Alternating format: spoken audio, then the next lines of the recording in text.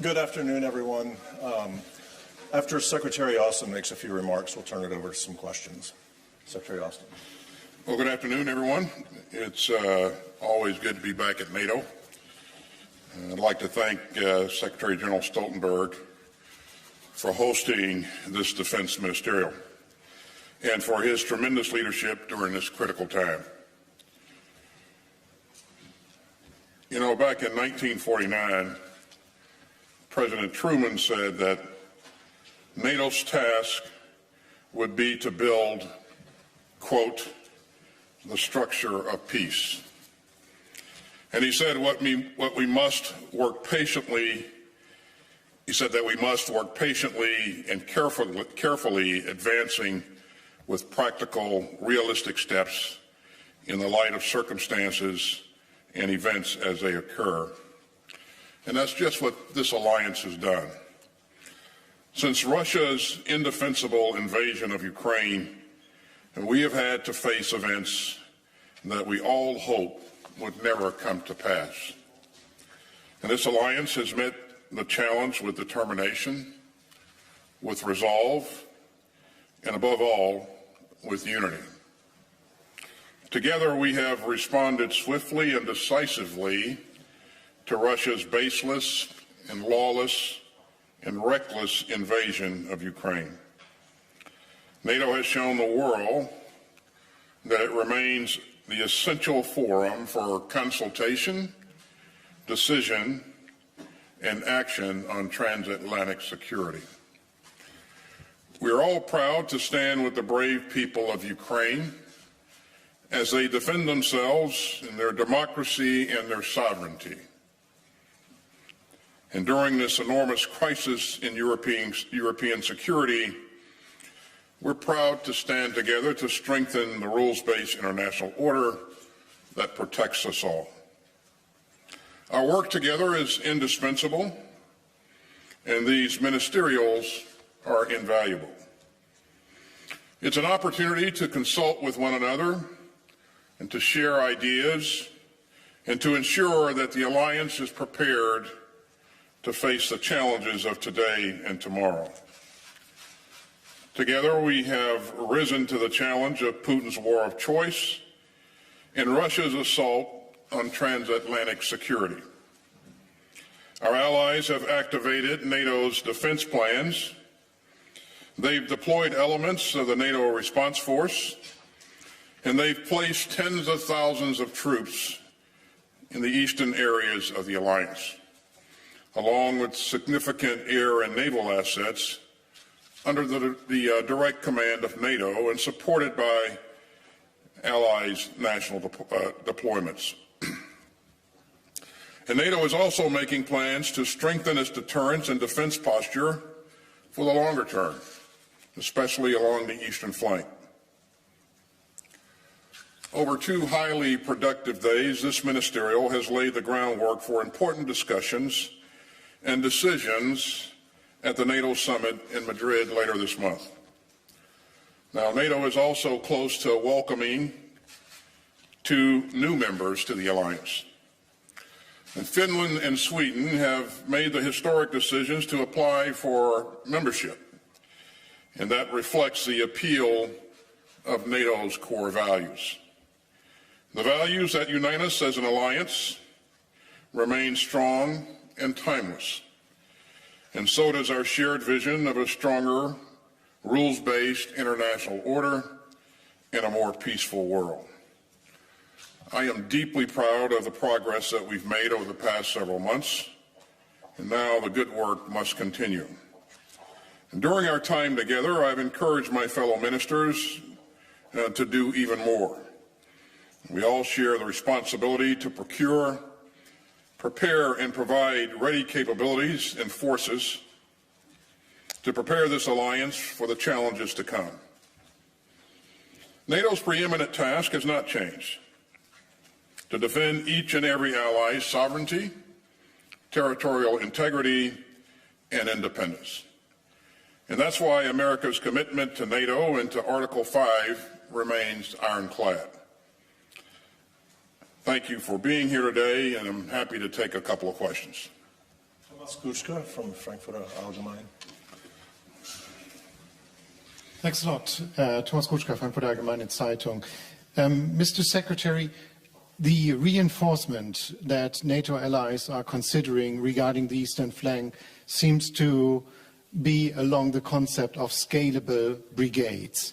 So this means that NATO member states will rely heavily on their ability to quickly move forces to theater when it's necessary. We all know about shortcomings in logistics and weapon supplies over the previous years. And I'm just wondering, how confident are you that NATO member states will be up to the task and will in fact be able to fulfill this requirement if need be? Thank you. Well, thanks. I am confident. I have confidence in the process and the ability of our allies to build the capabilities that we agreed that we all need. You know, when I looked around the room in our meetings there, and I saw the commitment and the energy in that room, and you know, it was heartening. It was encouraging. As you heard the Secretary General mention earlier, there are things that we can do and will do to make sure that it's a lot easier to rapidly deploy forces forward. Some of those things include pre-positioning of equipment, putting forces that are at home station on higher levels of alert, streamlining command and control so that it's easier to fall in on a formation. So recognizing the challenges of the past, I think, you know, all of our allies have learned from any shortcomings that we may have experienced in the past, and they'll build to ensure that they have the right capabilities to provide flexible and responsible and combat credible forces when the time comes. Oren Lieberman, CNN.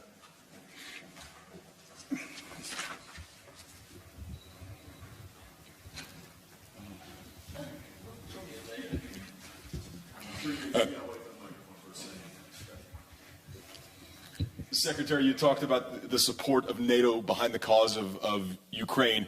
It's relatively easy, by and large, to unite NATO governments, but how do you keep the NATO public engaged when many, including in the U.S., are already more concerned about the high cost of fuel and inflation than they are about what's happening in the Donbass region? How fragile is public support for this as it drags on?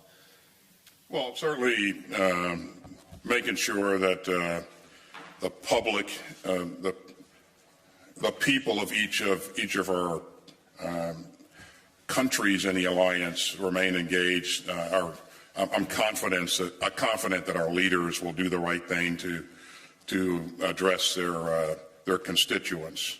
You know, as we come together and talk about complex issues, you know, we can be assured from time to time that there will be differences of opinion, but that's why we have these meetings, to make sure that we really wring things out and entertain any questions or issues that various countries may have, so that they can go back and work with their constituents and make sure that people really understand where the alliance is going and what it needs. And I have confidence that in every case we'll be able to reach consensus and move forward. We've done that in the past. I certainly saw evidence of that here in this meeting and in other meetings. But that's why we have these meetings. That's why we come together. But in terms of making sure that the constituents of the various countries, remain supportive of our efforts, I have confidence that the leadership of the various countries will be able to manage that and maintain support. So. Lily Bayer, Politico, EU.